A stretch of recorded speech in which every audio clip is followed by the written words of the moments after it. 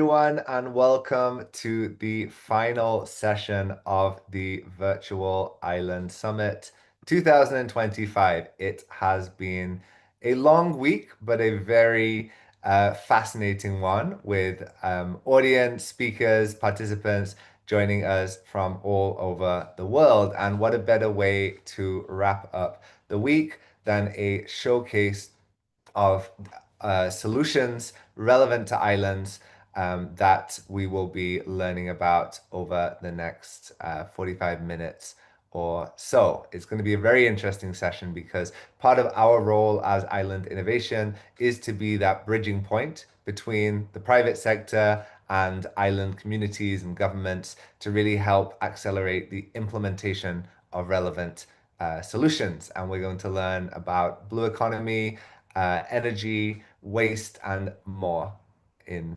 the from the coming representatives.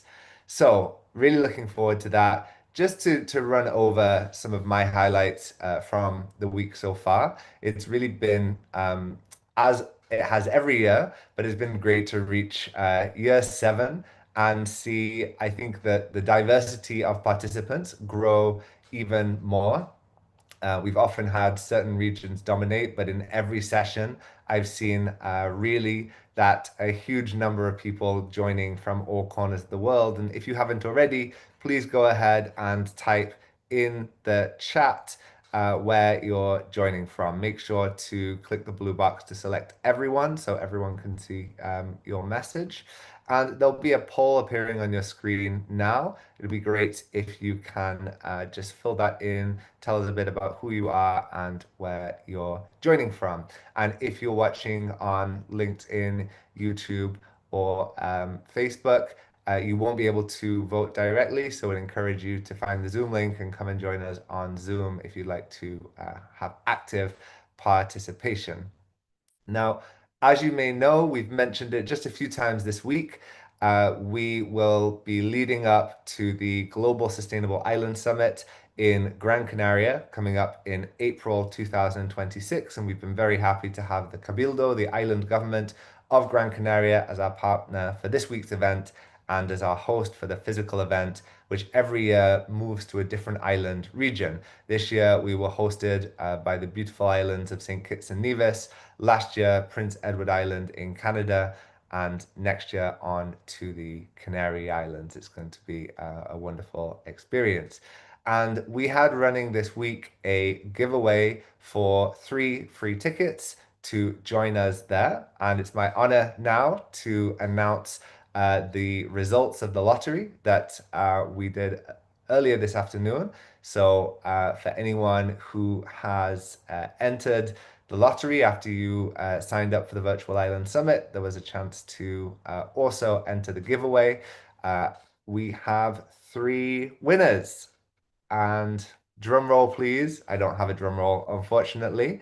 Our first winner coming from the islands of Cabo Verde is Samir da Cruz Silva.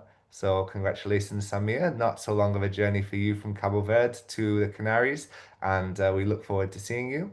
Secondly, is Gail Serenau from Grenada, the Spice Isle, beautiful Grenada in the Caribbean. So, Gail, we hope we'll see you also in Gran Canaria. And finally, Mercy and Cuba from St. Helena. I know that from St. Helena, it's always a longer journey, Mercy, but we do hope you'll also be able to join us. So, congratulations to the 3 winners of the giveaway. And we will be in touch with all of you to give the instructions on how you can sign up for your ticket. If you didn't get your chance to get your ticket from the giveaway, don't worry, there is still a chance. All Virtual Island Summit attendees are recognized with a special discount just for this week. It will expire at midnight tonight. So you'll find that information now in the chat and in all of your Virtual Island Summit emails. If you are going to be joining us, don't miss out on the super discounted ticket that is only available until tonight. So, with that being said, thank you again for everyone who has participated in this week. It's been a really an amazing experience, and I've learned a lot from all of the participants, all of the speakers. We have the results of the poll here, and I can see that we have a strong contingent from Europe and the Caribbean, but also people joining from the Indian Ocean and the Pacific. That's mirrored in the chat as well. I can see people introducing themselves from Aruba, from the US Virgin Islands, from the Turks and Caicos, from the Maldives. As always, a very diverse group of people. And a good mixture, as you would expect for this section, a larger group from the private sector joining us, but representatives from government, NGOs, and academia, which also mirrors the model from this summit as a whole, because part of our goal for doing this summit is to be the bridge, not only between different islands in different parts of the world, but also between the different sectors, making sure that universities and governments, that the private sector and NGOs are collaborating, because for true sustainable development, that kind of collaboration is absolutely necessary. So with that, I will hand over to my colleague Kata Magyar, who is going to be leading the Solutions Showcase and has been the brains behind putting this session together with our other colleagues. So Kata, thanks so much for bringing this together, and over to you. Thank you, James. I am very excited to see the pitches. So as James mentioned, we are wrapping up this week's Virtual Island Summit, and we turn to what truly drives sustainable development and climate adaptation. It's innovation. Across the globe, islands face some of the most pressing challenges of our time: rising seas, energy insecurity, plastic pollution, and water scarcity. But islands are also the front of pioneering solutions. Today's Island Solution Showcase highlights innovators who are not only tackling local challenges, but also providing blueprints for global resilience and opportunity. So today's winner will win 2 tickets to the Global Sustainable Island Summit, and there will be a voting by the audience as well after the last pitch. I will ask my colleague when to put up the voting, so stay tuned. And right now, I'd like to introduce the jury first, who will evaluate the solution providers and ask some questions. Like to ask them to come on screen. I can't see them yet. Yes, Alessandro Silvestri from Malta, the managing partner of Malta Accelerate. Vanessa Torre, the Director of Foreign Economic Cooperation, Ministry of Economic Development of Curaçao, and Mark Wynn from Innovate Guernsey, from Guernsey. And with that, we can dive right in for the first presenter. We start with oceans, because there is one thing islands know very well. It's that plastic doesn't belong there. And Recyclux is showing how artificial intelligence can become an ally in cleaning up marine debris before it chokes our ecosystem. Sorina, please take it away. Thank you very much. I'm sharing the screen. Can you see my screen? Can you see my screen? Not yet. Now? Yes, thank you. Perfect. Every year, 12 million tons of plastic leak into our oceans. That's not just an environmental tragedy, it's also compliance and business challenge. Companies face multi-million euro fines, customer distrust, and reputational damage. And yet, there's no scalable or traceable method to offset marine plastic pollution today. I'm Sorina Ulea, founder and CEO of Recyclux. We are building climate-smart plastic offsets that companies can trust and coastal communities can benefit from. We provide a digital platform that connects corporate stakeholders seeking to offset plastic pollution footprint with local cleanup existing capacity, local fishing vessels, coastal NGOs, and local recyclers. The companies take ownership of their plastic footprint by paying for certified cleanups and traceable impact. Local communities earn revenues using existing vessels and tools, and ecosystems regenerate as the plastic waste is removed. We don't own ships or recycling plants. We are just the software layer that orchestrates detection, intervention, and traceability across the entire chain. From the technology perspective, we use satellite data and AI to pinpoint marine plastic spots in the sea. Then, like Uber, we match that pollution with cleanup capacity in real time. We work hand in hand with coastal communities, ensuring they benefit directly from restoring the ecosystems they depend on. Everything is tracked on blockchain. This means every ton collected is visible, traceable, and reported down to the last kilo. The global cost of addressing the marine plastic waste crisis, cleanup, waste management infrastructure is estimated at 85 billion, with inaction estimated at 2.5 trillion per year.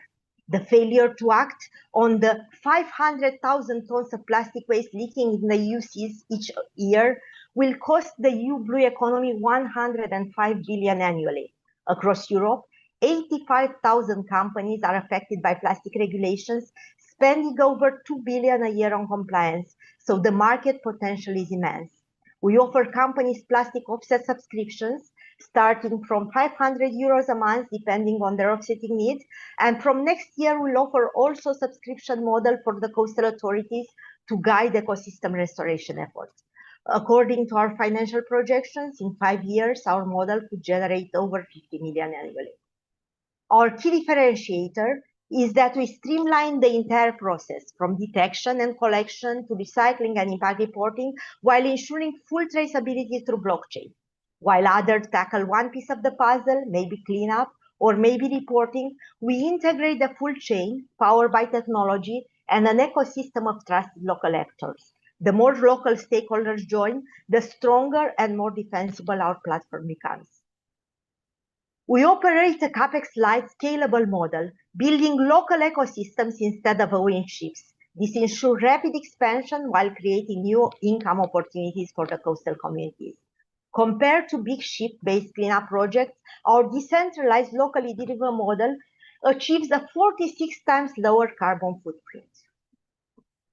Our work is already recognized. We are a climate key portfolio company. Our action is included in the EU Mission Ocean Charter and on the EU for Ocean platform. We won multiple awards for impact and innovation. We are the winner of the 2024 Black Sea Common Maritime Agenda Award. We have a growing team of more than 10 nationalities, AI researchers, climate scientists, business strategists, and advisors who ensure our solution is technically robust, market-ready, and globally scalable. This is how our model works in practice. The Black Sea pilots that we are deploying next week with Tekir, a cosmetic producer, where fishing vessels, NGOs, recyclers, and even students are turning waste into art and are all connected in the intervention. To maximize our impact, next year, we'll scale to the Mediterranean. We already started the legal process to register a subsidiary in Malta that will act as our Mediterranean hub. In 5 years, our ambition is clear. Divert 5,000 tons of plastic from the sea, prevent 200,000 tons of CO2 emissions per year, create 5,000 local jobs, and directly improve the lives of millions of coastal residents. Islands are on the front line of plastic pollution, but they can also lead the solutions and set the standard for sustainable blue economies. Thank you very much. Thank you. Any questions from the jury or the audience? I wanted to ask, how many years you've been running now? So we set up the company in 2021, and we developed step by step. So each year, a new progress. It was easier after I made an exit from a previous startup where I was a co-founder and I could invest in the company. And this year, we managed to get support. In total, we raised 350K, and we have an operational solution that we are deploying in pilots with 2 pilots already underway. Who is your main target? Who are your main target clients? Private sectors, corporates? private sector corporates that use plastic in their products or in the packaging, and of course corporates that want to do sustainability actions and want clear and certified KPIs that they can report, so not greenwashing. One last question from my side, please, if I may. Sorry, Kata.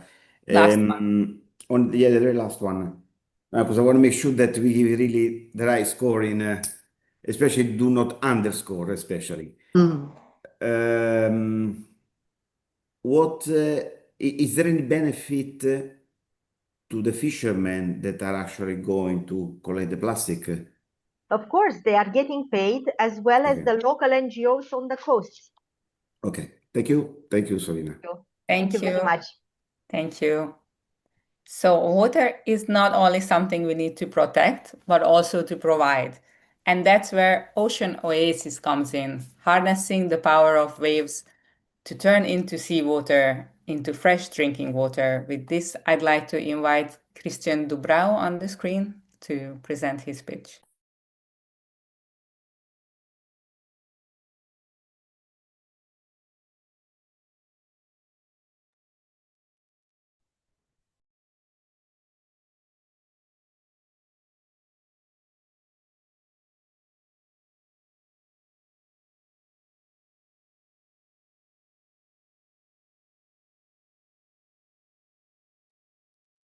Hello. Hi. Can you hear me now? Yes, we can hear you. Okay. It's Go ahead. Sebastian Fein, that's co-founder of Ocean Oasis. Christian is my colleague. He's been connecting us, but I'll be doing the pitch. Go ahead, please. Thank you so much. We are Ocean Oasis. We use the offshore and maritime experience from Norway to do a sustainable solutions for islands and remote locations. Water problem, it's clear to everyone, but the solution comes in form of desalination for most of the islands and remote locations. Already now, more than 120 million cubic meters per day are desalinated, and we need to triple that amount in 2030. The problem is that the energy source that the desalination use is normally polluting and expensive. It has a large footprint, both because of the CO2 emission, but also because of the land use. And the lack of flexibility of those constructions make that the growth that we need to face, it's not as fast as needed. But this problem, it's way bigger in islands. The grids are weaker and vulnerable. That makes the limitation from renewable energy implementation even higher. This makes the CO2 emissions higher and the energy prices bigger. That makes the water cost higher and the risk of variation in the prices even bigger. Land also is scarce and we are not able to build more desalination on land. And finally, the ecosystem needed to be protected. So the brine has to be solved in a nice way that avoids impacting the environmental areas. What we've done, we're taking everything offshore.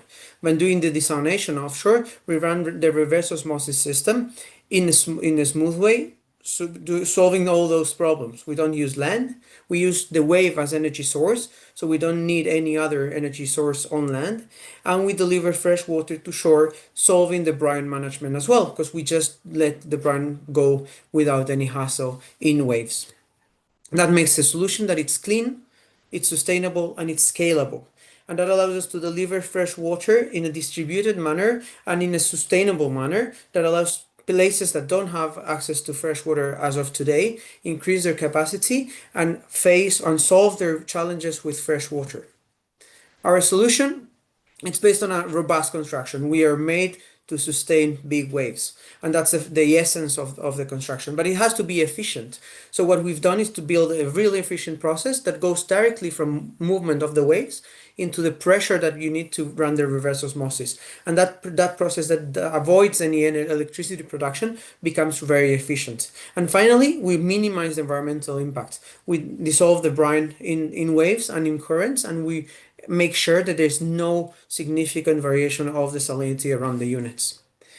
We've tested, and this is not a render, we've been testing in the Canary Islands, in Gran Canaria actually, and we've been finalizing this EAC project beginning of this year in March with great results. Efficiency looks great, and this allowed us to move into the next phase.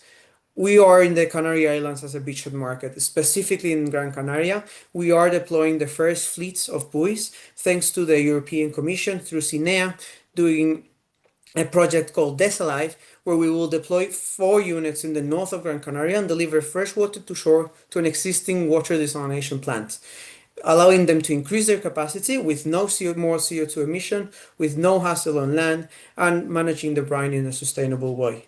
And from there, we're going to expand first in the Canaries and then to all other regions that need water, starting with the Macaronesia, where we believe it's a great solution and close to where we are, and then expanding globally. We are a team of committed, really senior people and really young and motivated professionals working together, both with the knowledge from Norway, with the offshore and maritime experience, together with great experience from the Canary Islands, from Gran Canaria, on the desalination. One of the greatest professionals come from there, where the desalination had allowed the island to become one of the greatest success of turning a really dry area into a quite successful solution for both economy and also life on land. We are Ocean Oasis, very happy if you want to join us and if you want to take our solution to your island. Thank you very much. Thank you so much. And anybody has a question for Ocean Oasis? I have, if I may, I live on an island that fully depends on reverse osmosis for its drinking water. And we will be celebrating 100 years of desalination of seawater as our main source. I'm very interested in learning about other islands. So you are testing it in Gran Canary and you were able to see that it's efficient, that it works. Is it also cost effective compared to current technologies for ocean desalination or water Exactly. desalination and reverse osmosis? Yeah.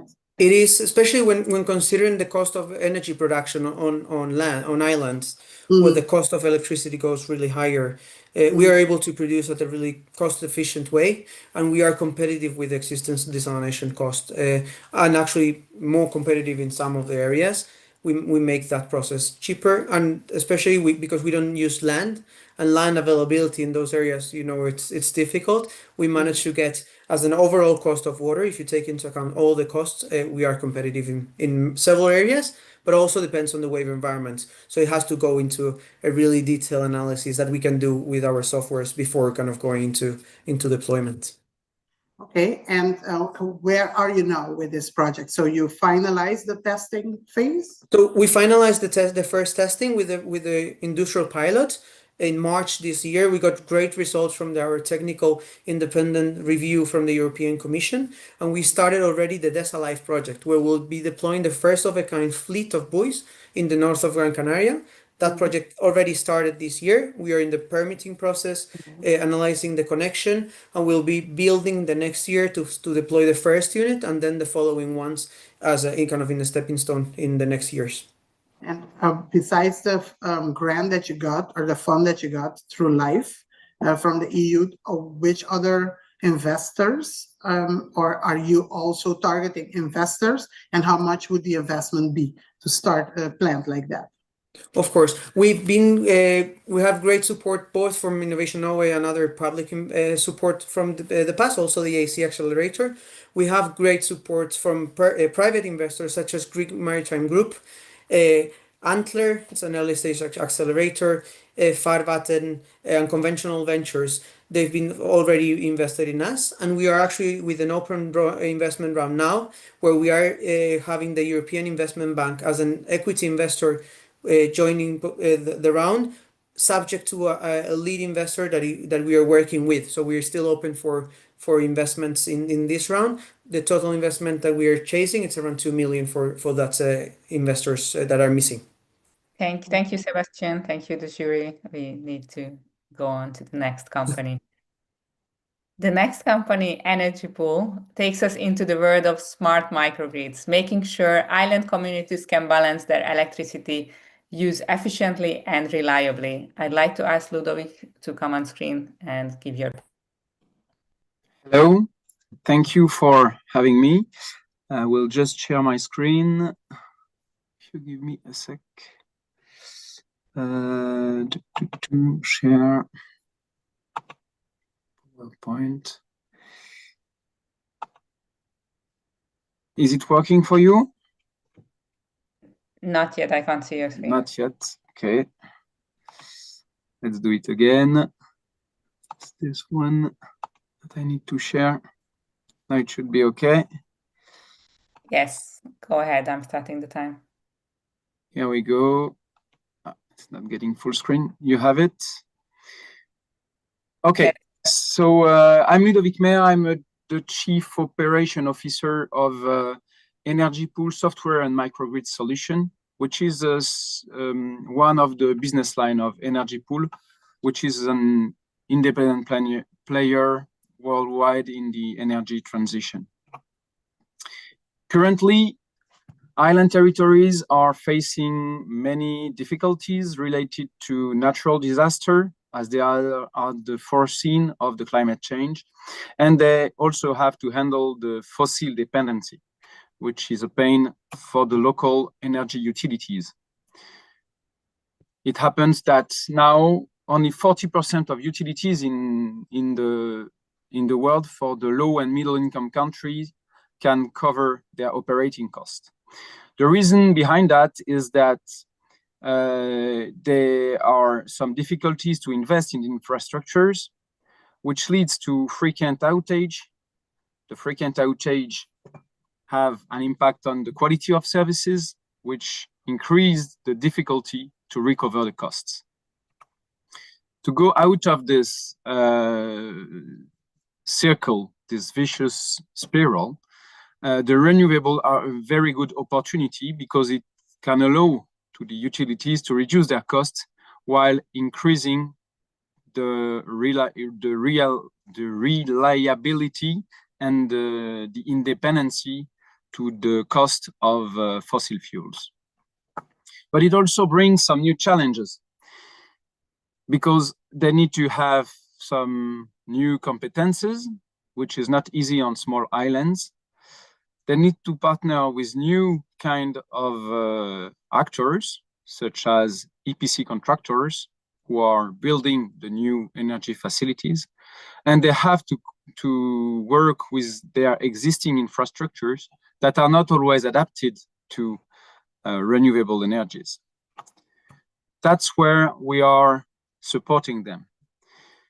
We bring our expertise in microgrid transition and in microgrid hybridization. We also bring our technology, which is an integrated platform with a local smart system completed by a distant cloud-based system that is optimizing the control of the energy asset on the island. And we also bring some support in the operations. With more detail, our technology is composed of two levels of equipments. The first one is locally based. It's the PMS, it's the real-time control of the system, and it's ensuring a very high level of reliability of the system. The second part of the system is communicating with the PMS. It's bringing some smart insights to the PMS to optimize the dispatch on the island and use the most of the renewable energies, steering as perfectly as possible storage, but also the different assets of the island.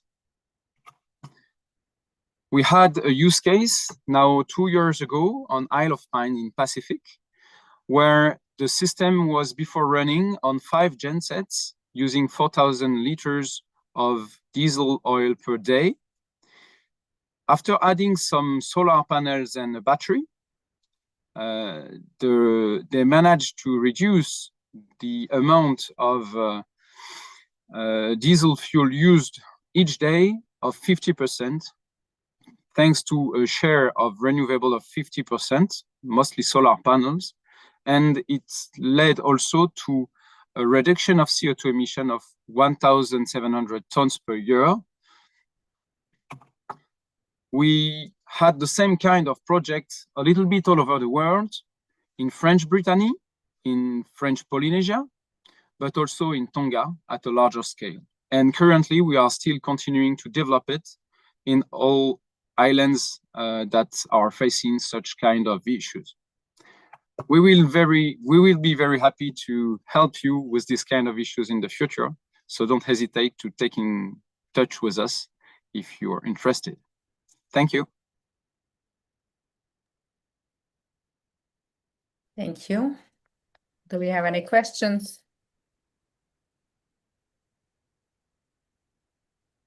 I see a question in the audience. Both Aruba and Curaçao are successful case studies of energy transition managed by public utility companies. Oh no, this is not a question. I have a question, Kata, if I may.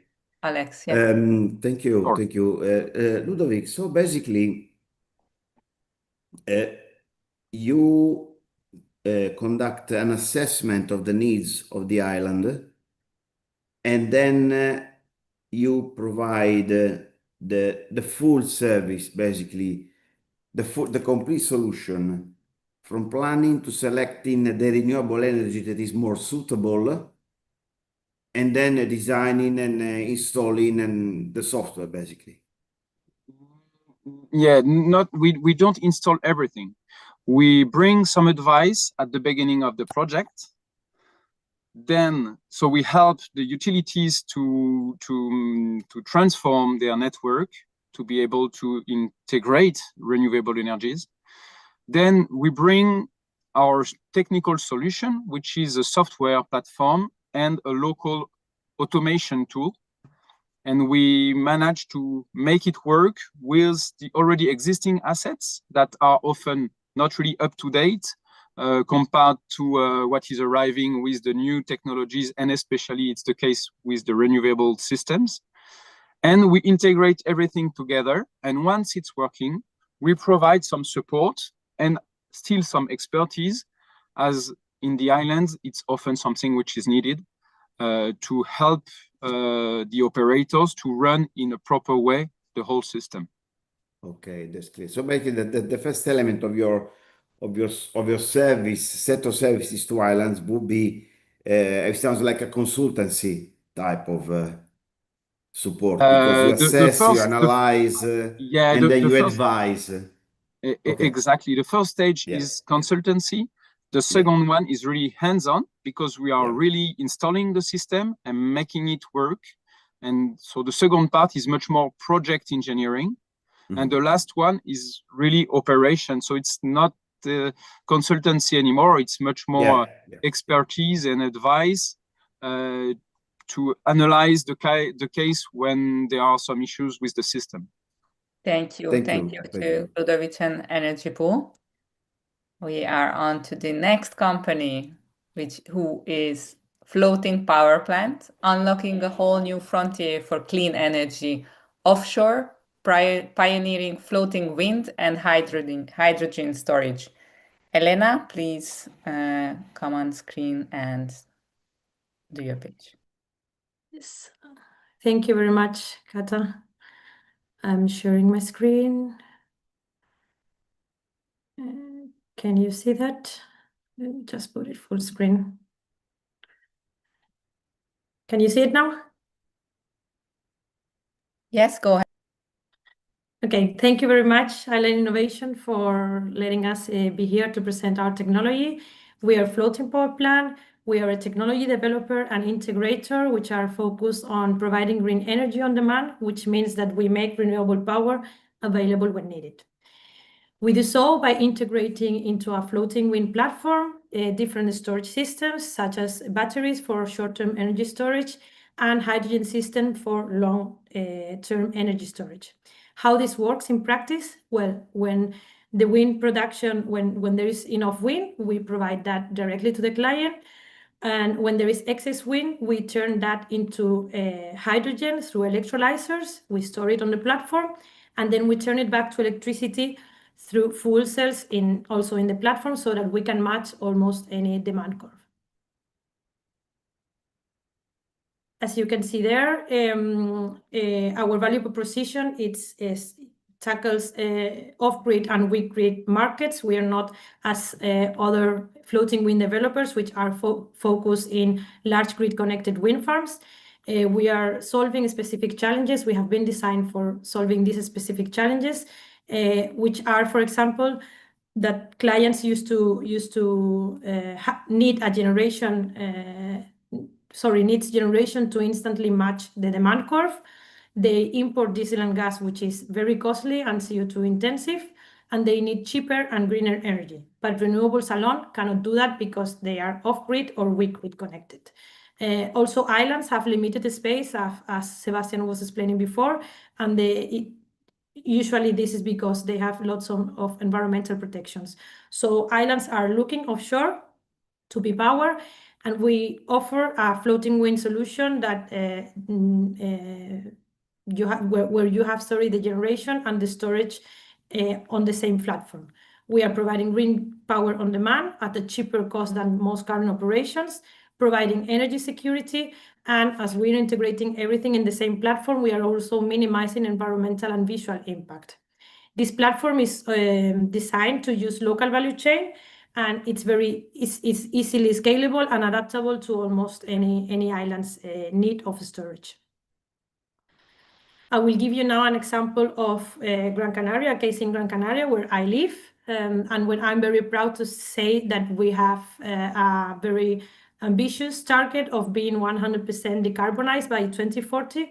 We are far from that. We have 25% renewable energy penetration right now, but nowadays we are wasting, or we're not wasting, but using more than 300 million euros per year in importing fossil fuels just for the generation of electricity. This makes us have a cost which is over 200 euro per megawatt hour. And the worst thing is that all the renewable energy that we are producing is not able to fit in the system, is not able to be integrated. Just in 2025, we have had 20% of the renewable energy curtailed. FPP solution cannot only avoid those curtailments, but for example, with a 220 megawatt project, we can save over 100 million euros per year to the government, and we can provide electricity at around 120 to 160 euro per megawatt hour. Our initial screening of the potential market we have in islands is around 5 gigawatts in the EU and 32 gigawatts in the rest of the world. We didn't start yesterday. We have a team that has a lot of experience in designing, testing, building, and operating the technology both at scale, both offshore and in labs. And we have designed the technology together with tier 1 industrial partners that you can see there, with the last 5 years focus in integrating floating wind and hydrogen. The next step is to build what will be the world's first integrated floating wind and hydrogen platform. That we will do it in Gran Canaria. It will be deployed by 2028 with a commercial scale 5 megawatt demonstrator in Plocante site. It will be 10 years in operation.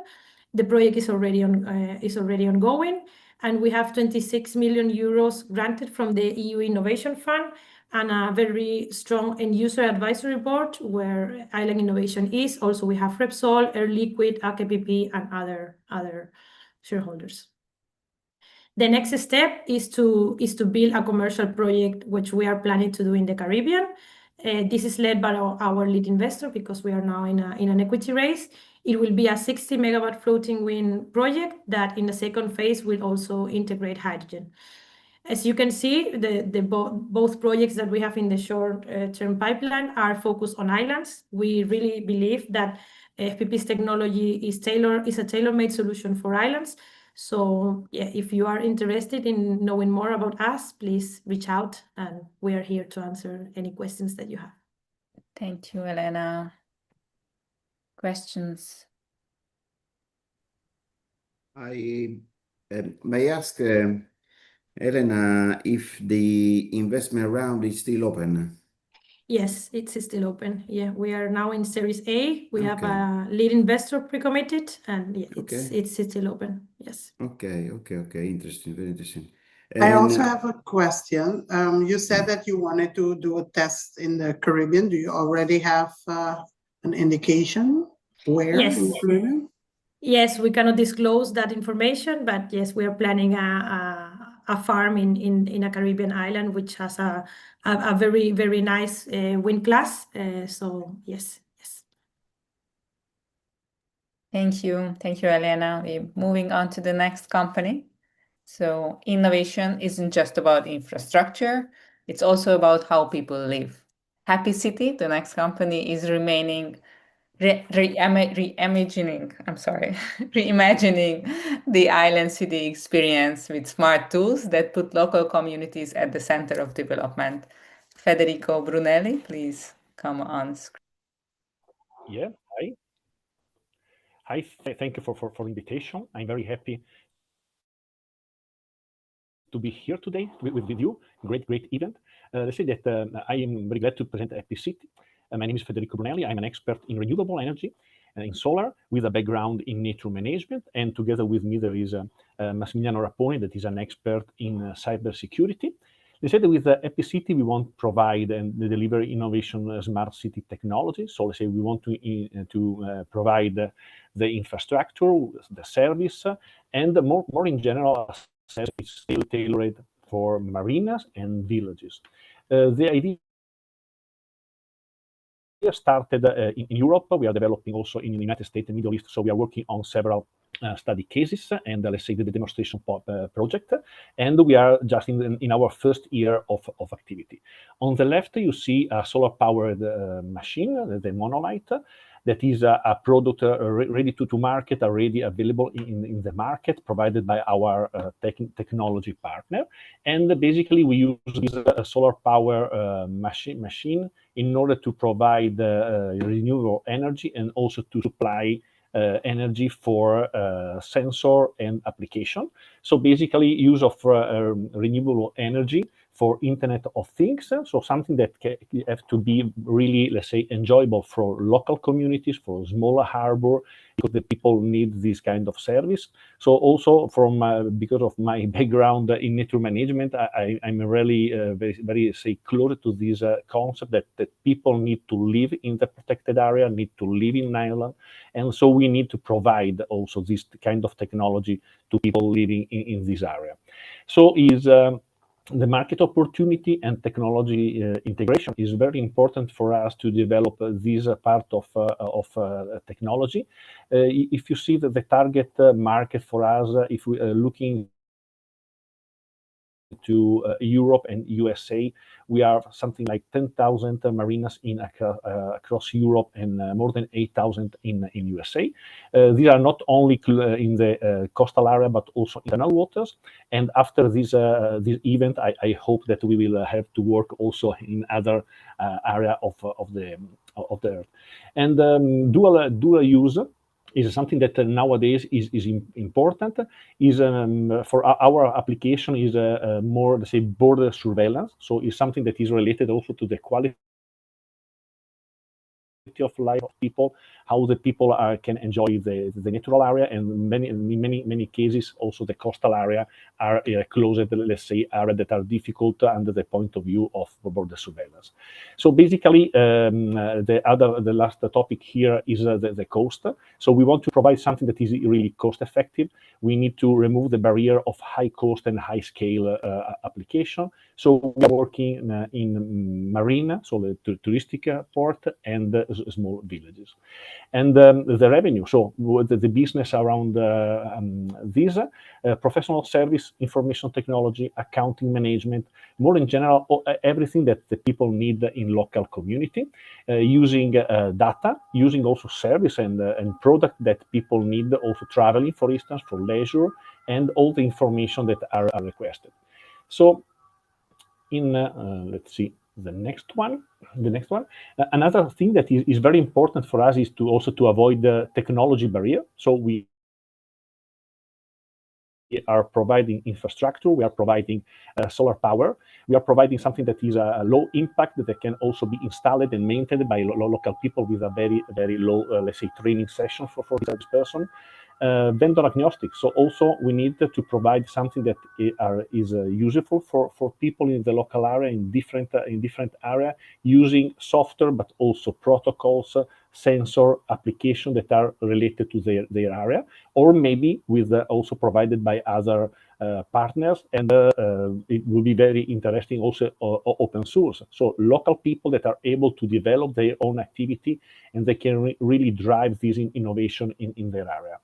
Again, cost effective is something that we are working, as I mentioned, in three different study cases, one in US, the second in the Middle East, and the other one in Europe, in Poland, when myself and Massimiliano are based. On the bottom here of this slide, you see also Gavis, that is our technology partner, and so also is, let's say, our partnership is able nowadays to work really around the globe. Thank you for your attention, and I will be very glad to answer to your question.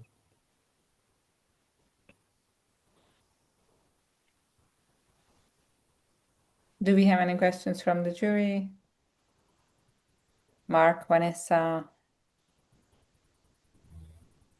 Yeah, hi. Could you kind of break it down simply for me, kind of a specific example of a user and how it would impact their day-to-day life?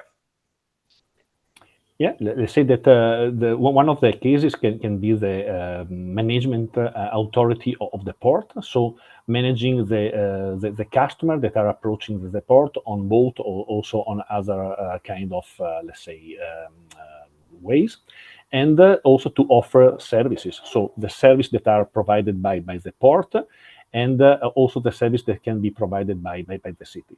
So basically, for instance, on the left, you see that this picture that is a render, because in 2 days we are going to show up in Monaco for the smart and marine and sustainable marina, and exactly here we are going to discuss with the customer and with the potential investor, and mainly is for the marina is more related to a management body.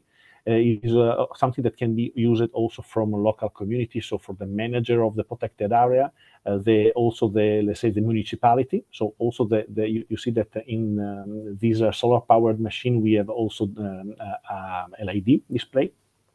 So also we can support the education, communication to people, and in general can be also used by company in order to, let's say, to use it from, let's say, start from advertising.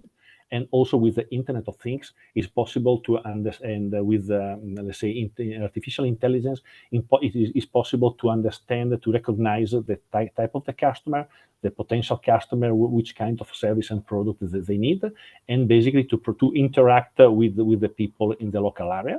So also the marina or the protected area can also be connected with the city or the village, and can also create a path for the people enjoy. Sorry, I need to interrupt because we still have 2 companies. Thank you so much, Federico, and happy City to joining us today. So as I said, 2 companies left. So hold on, and please, audience, prepare for the voting.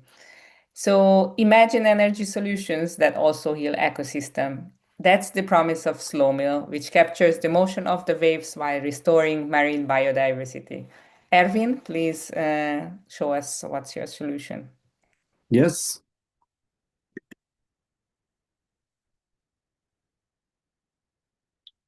Can you see my screen? Yes, please start. Okay. So hi, I'm Erwin Meijboom from Slow Mill. We are from the Netherlands, and I want to talk about wave energy. But first, you all know the challenges too well of climate change and reducing CO2 emissions. But we see also an increase in energy consumption. It will double in 2050. And we think, especially for islands, but also for grids, wind and solar are not enough, and that we need a third energy source, and that wave energy can provide it. Because who keeps the lights on if the wind doesn't blow or the sun doesn't shine? We think we have a solution for that, which is also cheaper than batteries or hydrogen. And it's also complementary to wind and sun if you take wave energy, and it can provide for up to 50% of the world power demand.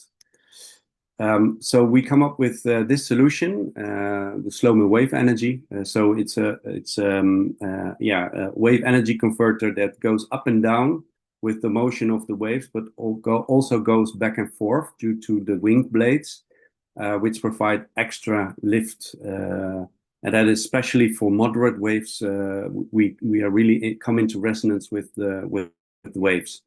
We also have a diver-free installation and decommissioning, so we are very flexible in our solution. And as you can see, it's also nature enhancing. So we have 3 benefits of our system. So wave energy is a reliable resource, it's predictable, but we can, with our device, with 1 unit, we can provide up to 200 households the energy for that. It's also sustainable. It's reducing. It's net zero basically, and it's also profitable. So we have made a lightweight system that can be installed cheaper, and we see a nice benefit, side benefit, and that is that we enhance the ecology due to our anchor system. We've also tested it, and these are the results. And also, as you can see, the fish like it. So there is a huge market potential, as I already showed, but we think there is an untapped market, and that is islands, due to the high cost of energy, due to diesel power, but also the lack of space. And why not use the water around your island also to make drinking water? What we do is we have a roadmap. So we're currently testing the device that you see on top. We've already generated electricity with that, and we're doing a validation test of 1 year.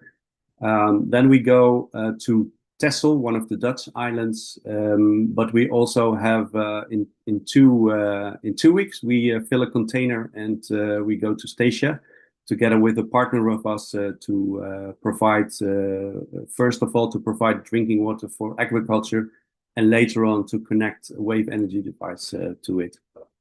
And then we want to deploy a first wave farm, and then go to the seas like the North Sea, Mediterranean, Caribbean, Southeast Asia. And what is it? What we need to green islands? So we think we can replace diesel power and also making drinking water. For future projects, like I said already, we're doing that at Statia together with Exploration Coastline, and also providing energy for the Dutch Wadden Islands with our first client, energy company from one of the islands. But also ports and maritime innovation. There is a huge demand for decarbonization and electrification. We can provide the infrastructure for that, with also a storage system, but also a charging system that we are developing. So what we need is partners at government, utility sector, supply chain. Of course, yes, we always need an investment. We currently have an investment round open. So you can go both ways, for the demonstration units or for the full-scale wave farm. That's it, and we hope to see you at one of the seas and the oceans around the world. Thank you. Thank you. One quick question, if anybody has one. If not, we are... there is one from the audience. What's Slowmill's LCOE? I'm not sure if you know what LCOE, yeah, that's the levelized cost of energy. Okay. So the operational cost that you pay per kilowatt hour. Well, of course, with 1 unit, it's too high, and we also do a lot of research around it. But we plan to be at the same price of offshore wind, which is slightly higher than on land. For the Dutch, I have to be honest, we still need the SDA++ subsidy, but you have different schemes for that. So I'm happy to talk with you what you can provide. But of course, with scale and optimization, the price will go down to market prices for offshore energy. Thank you so much. We need to move on to the last company. So last but not least, I present you BioBright, which uses algae not as a problem, but as a solution, purifying water while generating valuable data. Let's hear how they do it. Vanessa, please come on screen and give your pitch. Hello. I don't know why. I cannot put my video on. That's not a problem as long as you can share your screen. Yeah, we can see you now. Great. Okay, perfect. Can you all see my screen? Yes, we can. If you put it in presentation mode, you can start right away. Yeah. Okay, present. Thank you. Promise is going to be short and sweet. So, okay. Hello, everyone. Have you ever stood by the harbor and wonder what is inside the water? Well, I did. Growing up near the coast, I used to stare at the ocean and wonder how something so vast can be so vulnerable. And after years and after speaking with more than 500 stakeholders and ports globally, I realized that they all share the same problem: rising emission, toxic water, and not scalable solution to help them achieve their goals. This is why we created BioBright. My name is Vanessa Borzazi, and I'm the CEO and co-founder of BioBright, and we are the only port-focused algae-based solution that purifies the water, reduces emission, and gives you data. So by combining technology and nature together, we are transforming ports into climate solution and not climate problem. So we all know that by 2050, ports and the maritime industry in general needs to achieve net zero. Otherwise, they're going to pay millions in carbon taxes. But it's difficult to do that when inside the port there is just one person taking all the notes regarding emission in an Excel document, which is not very accurate since it doesn't take into account the fluctuation of emission over time. And what about water quality then? Well, many ports don't have sensors in place. Therefore, when there is an accident like oil spill, they just take manual water sampling, which again is not very effective and very expensive. So with BioBright and with our monitoring system, we can give you the data that you need in order to be in charge of your emission in the harbor. And at the same time, by placing our algae cultivation, the algae can reduce the CO2, but also zinc, copper, nitrate, phosphate, and ammonia from the water. So since the algae are going to grow with the biomass, what we're going to do is harvest these algae and then sell it to company in order to create biofuel. So as I said, the monitoring system has a bunch of different sensors. Sensor for CO2 in the air, CO2 in the water, sensor for zinc, copper, nitrate, phosphate, and ammonia. So by doing that, we can track the fluctuation and the source of the emission. And at the same time, so we can also see how well the algae are performing. So we can translate all of that into the dashboard that you can see here. So thanks to Catapult Connected Places and the Department of Transport, we worked with the Chemistry Board Growth and the Port of Tyne in a business case study in order to understand what we are building actually makes sense and can really help them to achieve net zero. We also worked with boat folks that they own 11 marinas in the UK to understand which type of data to implement and how to implementing them. So right now we won the Clean Maritime Decarbonization Competition Round 6. So we're working with Roboc and Red Funnel for a 6-month pilot project here in Southampton, UK. So what we're going to do is placing the monitoring system and gathering all of this data and then show it into the platform here. So by doing that, we can reduce by 5 to 50% the emission and operational inefficiency. So why BioBright is because we reduce emission both in the air and the water. We can also give you access to these data everywhere around the world. And by using algae, we can also reduce emission. Because yes, ports are facing this incredible multi-million crisis with carbon taxes. But remember that the emission that they are producing is also affecting highland, is affecting people working and living there, and also the biodiversity, especially oil spill. So how we're going to make money then? Well, we have a setup fee, and after that you can subscribe for our monitoring system or monitoring system and algae cultivation. And as I said, since the algae are going to grow, what we're going to do is harvest this algae and then sell it to company to create biofuel. So the market is massive, it's worth billions of pounds. But we wanted to attract 20 millions in 10 years' time, which means that we need to have 200 ports in our pipeline. Very feasible since we already spoke with more than 500 ports and stakeholders. And this week also BioBright was inside the London Maritime Week, where we won the competition, and we're also going to Hong Kong to share what we're doing. So we can do that because of our team. We're a team of expertise and we love what we're doing. Have multiple experience in marketing and finance. Well, my brother and co-founder, he is the algae expert. We do have people in our software and hardware engineer. And at the same time, we have Rocio, which is the director of the innovation hub in one of the port of Huelva in Spain.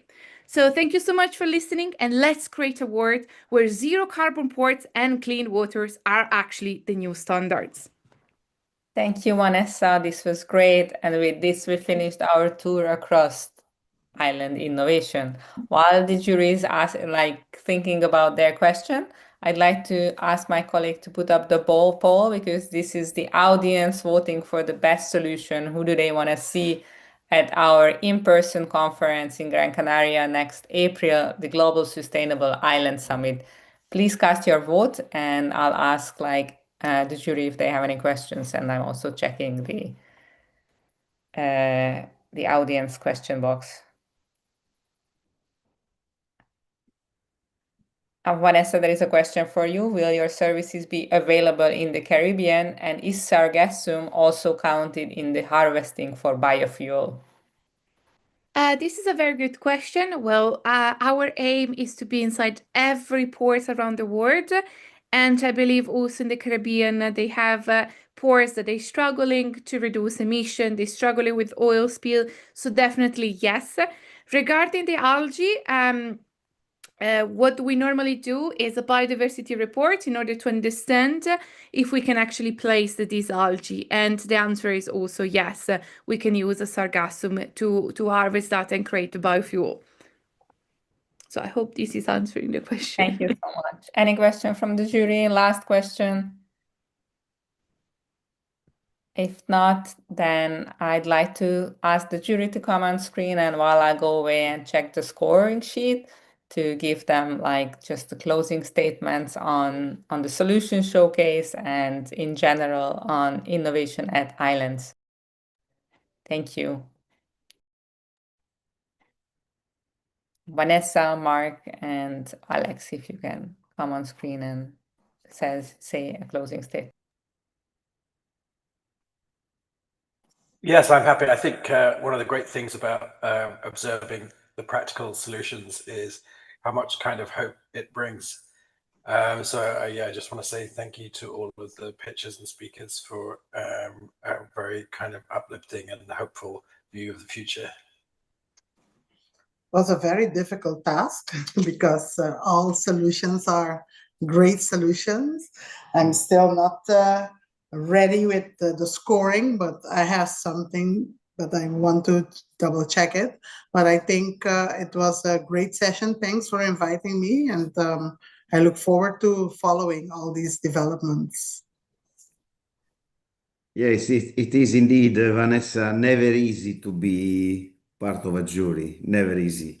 And today was particularly difficult because most of the solutions that were presented were really, really innovative, interesting, and really super relevant to islands. Right. For all of us. And yes, I would like to congratulate with the presenters, wish them all the best, and say a big thank you to Island Innovation to put together a fantastic showcase and an incredible event also this year. I don't think you had an easy job at all. There's very different solutions as well, so it's hard to compare them. And of course, what is relevant for Curacao may not be as pressing for Guernsey or for Malta. So it's we're looking at some very all of the solutions I think have their place, right? Yes. But from our side, we're really keen to be doing this to make sure that companies that have this kind of solution are paired with island stakeholders like the three of you who've kindly volunteered to be judges today, whether it's in this virtual format or in the in-person events as well. So yeah, really, really appreciate that. And Kata is back. Yes, so we have the results. It was very tight adding it to the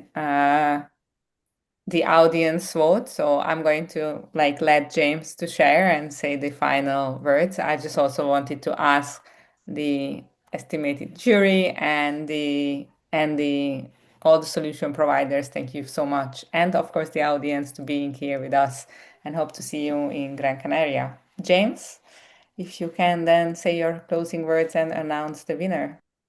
Suspense.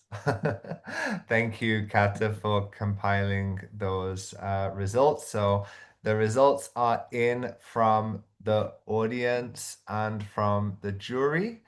And it was extremely close, actually. A three-way tie in the public voting, but then the judges voting brought that across. So it is my pleasure to award the award to BioBright. Very happy to have had that presentation from BioBright. If Vanessa, you'd like to come on the screen. Really fantastic work you're doing, Vanessa. A really great solution that I think can see a lot of relevance there for many different islands. So thank you again for joining us, and thank you to all of the different solutions providers. Vanessa, I don't know if you just like to say a couple of quick words. Yeah, no, definitely. Well, thank you so much for choosing BioBright. And again, it was a pleasure to see Alessandro and Kata, and also thank you to Mark and Vanessa, the other judges. So it was a pleasure to present BioBright, and really let's create a world where zero carbon ports are actually the new standards together. So thank you again. I didn't expect that. Thank you.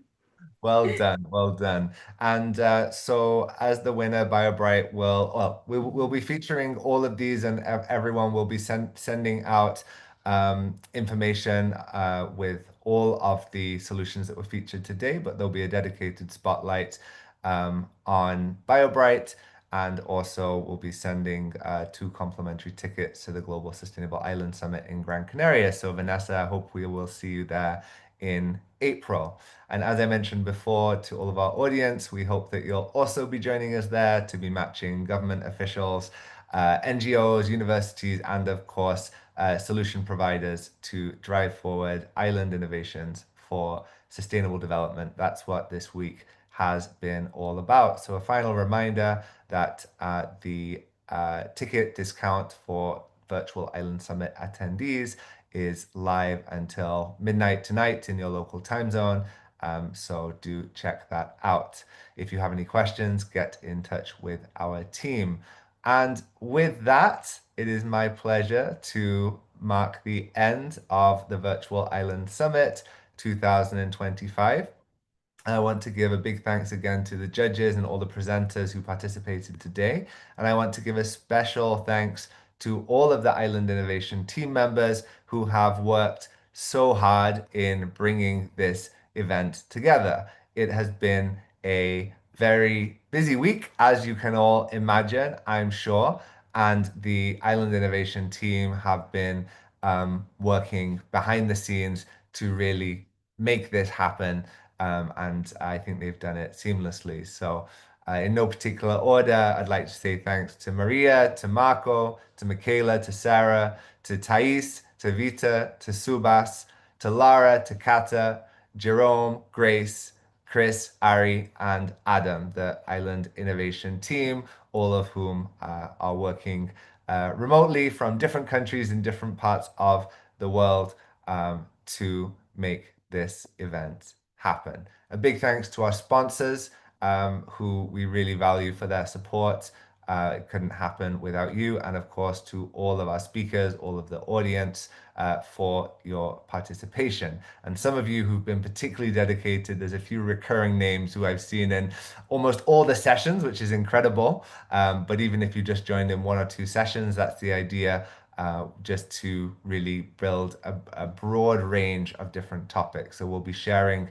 everything from the week over the next week. It will all be available, and please use this as a resource in your own work to drive forward island sustainable development. Thank you very much, everyone. Have a wonderful weekend, get some rest, and thanks again for your participation in the Virtual Island Summit 2025.